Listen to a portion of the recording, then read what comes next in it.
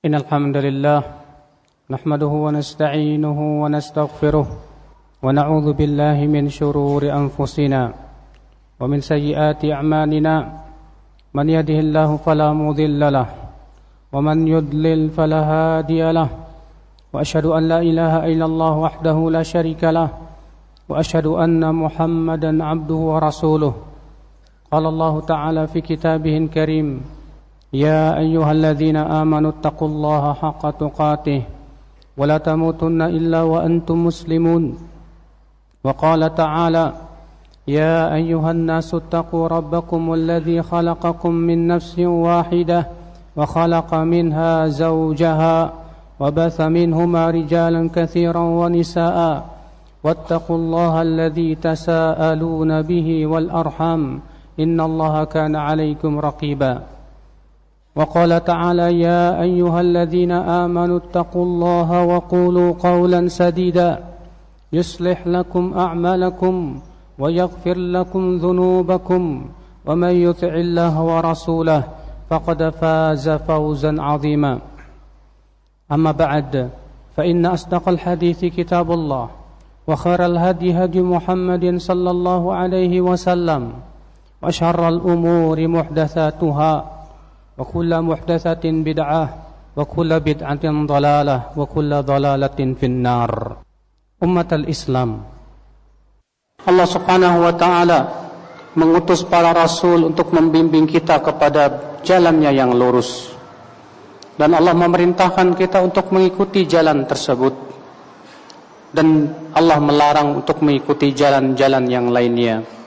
Allah Ta'ala berfirman, wa anna hadha sirati mustaqiman fattabi'uhu wa la tattabi'us subula fatafarraqa bikum an sabilihi dzalikum wassaakum bihi la'allakum tattaqun. Dan inilah jalanku yang lurus, maka ikutilah ia, jangan kamu mengikuti jalan-jalan yang lainnya. Niscaya jalan-jalan tersebut memecah belah kalian dan mencerai-beraikan kalian dari jalannya. Demikianlah yang Allah wasiatkan kepada kalian, agar kalian menjadi orang-orang yang bertakwa. Rasulullah sallallahu alaihi wasallam suatu ketika, kata Abdullah bin Mas'ud, khattan mustaqiman, membuat sebuah garis yang lurus. Kemudian beliau membuat garis di kanan dan di kirinya, ya, garis-garis yang kecil. Kemudian Rasulullah SAW menunjuk garis yang lurus tersebut, seraya beliau membawakan ayat yang tadi, wa anna hadza sirati mustaqiman fattabi'uhu, dan bahwasanya inilah jalanku yang lurus, maka ikutilah ia. Kemudian Rasulullah menunjuk jalan-jalan yang ada di samping kanan dan kirinya, wala tattabi'us subul, jangan kamu mengikuti jalan-jalan yang lain tersebut. Lalu Allah menyebutkan mengapa kita dilarang untuk mengikuti jalan-jalan selain jalan yang lurus. Fatafarraqa bikum an sabilih, niscaya jalan-jalan tersebut akan memecah belah kalian, mencerai-beraikan kalian daripada jalannya yang lurus tersebut. Inilah jalan itu tiada lain adalah jalan yang dipancangkan oleh Allah dan Rasulnya, jalan yang Allah telah wahyukan di dalam Al-Quranul Karim dan telah dicontohkan oleh Rasulullah sallallahu alaihi wasallam. Inilah jalan yang dilalui oleh para sahabat Rasulullah sallallahu alaihi wasallam, di mana mereka tidak sama sekali condong ke kanan ataupun ke kiri. Maka para sahabatlah yang paling faham tentang jalan-jalan tersebut, yang kemudian estafet pun dilanjutkan oleh generasi berikutnya yang terbaik setelah para sahabat, yaitu para tabi'in, kemudian setelahnya para tabi'ut tabi'in. Itulah jalan yang telah Allah gariskan kepada kita, saudaraku sekalian. Kewajiban kita adalah untuk mengikuti jalan tersebut, jalan yang senantiasa minta kepada Allah dalam salat kita, ihdinas siratal mustaqim, berikan kami hidayah kepada jalan yang lurus. Siapa jalan yang lurus tersebut? siratal ladzina an'amta 'alaihim, yaitu jalan orang-orang yang Engkau berikan nikmat atas mereka. Siapa orang-orang yang diberikan nikmat tersebut? Allah menyebutkan dalam surat yang lain, ulaika ma'al ladzina an'ama Allah, ulaika ma'al ladzina an'ama Allahu 'alaihim minan nabiyyin was-siddiqin wasyuhada'i was-salihin wa hasuna ulaika rafiqa. Mereka itu bersama orang-orang yang Allah berikan nikmat atas mereka. Siapa mereka? Para nabi, para siddiqin, para syuhada dan para salihin. Banyak ulama tafsir menafsirkan bahwasannya yang paling tepat untuk masuk dalam siddiqin, syuhada dan para salihin adalah para sahabat Rasulullah sallallahu alaihi wasallam. Maka itulah jalan yang dilalui oleh Rasulullah dan para sahabatnya, yang Rasulullah pun juga memerintahkan umatnya untuk mengikutinya. Sebagaimana dalam hadis yang masyhur, ketika Rasulullah mengabarkan bahwa umat Islam berpecah belah menjadi 73 golongan, Rasulullah mengabarkan bahwa yang satu di surga dan 72 di neraka. Ketika Rasulullah ditanya siapa yang satu tersebut, kata Rasulullah, al-jamaah. Siapa al-jamaah? Ma ana alaihi wa ashabi, yang aku dan para sahabatku di atasnya. Perhatikanlah ya umat al-Islam. Ketika Allah menyebutkan dalam surat Al-An'am ayat 153 tadi, inilah jalanku yang lurus, ikutilah, jangan kamu ikuti jalan-jalan yang lainnya. Niscaya jika kamu mengikuti jalan-jalan selain jalan yang lurus itu, jalan-jalan selain jalan yang lurus itu akan memecah belah kalian, mencerai berai kalian dari jalan yang lurus.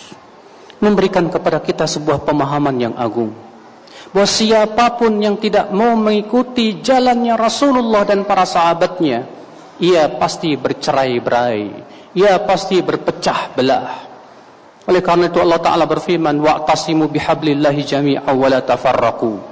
Berpeganglah kalian semuanya kepada tali Allah dan jangan bercerai-berai. Allah menyuruh kita semuanya berpegang kepada tali Allah, sedangkan tali Allah itu Al-Quran dan hadis. Lalu Allah mengatakan jangan bercerai-berai.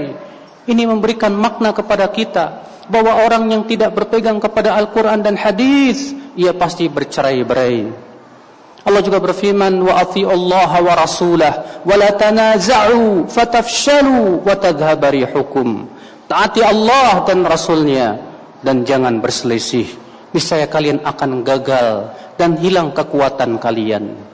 Allah memulai dengan ucapannya, taati Allah dan Rasulnya. Lalu Allah mengatakan jangan berselisih. Itu menunjukkan bahwa orang yang tidak menaati Allah dan Rasulnya pun tidak akan pernah bersatu padu.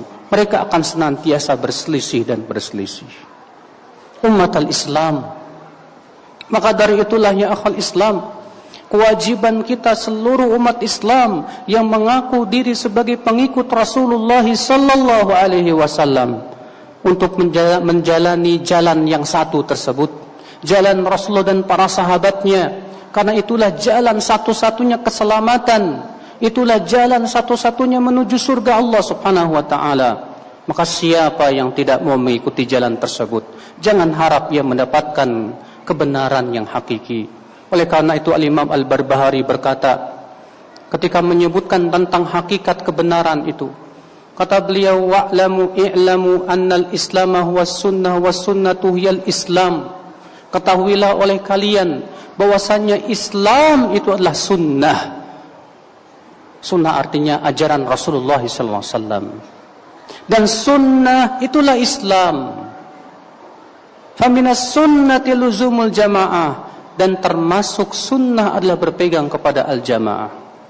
Lalu beliau berkata, wal asas alladzi tubna alaihil jamaah, dan dasar pondasi yang dibangun di atasnya al-jamaah siapa? Hum ashabu Rasulullah sallallahu alaihi wasallam. Mereka adalah para sahabat Rasulullah sallallahu alaihi wasallam. Wa hum ahlus sunnah wal jamaah.